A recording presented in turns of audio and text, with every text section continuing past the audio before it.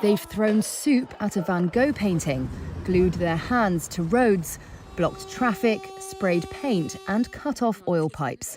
What is worth more, art or life? Thousands of activists across Europe demanding urgent government action against climate change have been met with a crackdown in multiple countries. Lawmakers in Germany, France and Britain are turning up the heat to make actions like this illegal. We are seeing now extremely worrying developments where activists all over the world are experiencing increased repressions just for fighting for our present and our future.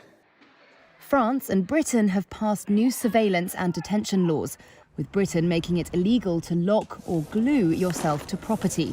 Deputy Speaker, it is as always... Activists say they turned to direct action after the failure of other protest strategies. Deliberately inconveniencing their fellow citizens. Just Stop Oil activist Indigo Rumbelow. There is a large crackdown going on across the UK. Some examples of this: two of my friends, they're currently sat in prison. They've been given sentences 3 years and 2 years and 7 months, and the Court of Appeal has rejected their appeal, so they now have to sit in prison for that long time. Determined to prevent protests from gathering strength, states in Germany and national authorities in France are invoking legal powers often used against organised crime and extremist groups to wiretap and track activists. Police confirmed to Reuters that France has used an anti-terrorism unit to question some climate activists. The governments in Germany and Britain say the response to the protests is aimed at preventing damaging criminal actions. The French government declined to comment for this story, but has previously said the state must be able to combat what it calls radicalisation.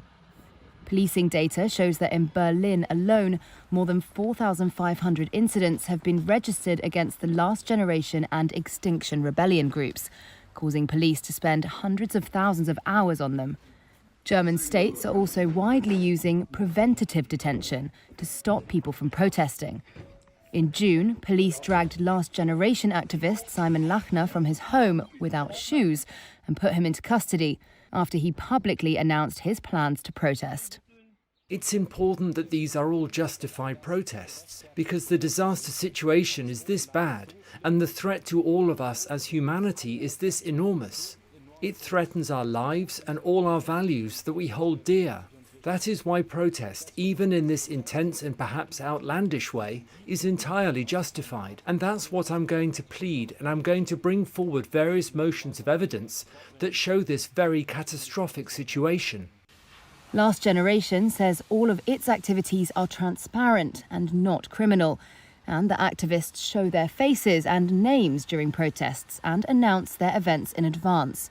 Activist anger has only been fueled by recent heat waves, wildfires and droughts, and the planet recording its hottest ever days in July. They say they're outraged by the lack of any urgent response, and that for historical social change, like winning the vote for women and the US civil rights movement, direct action protests have been crucial.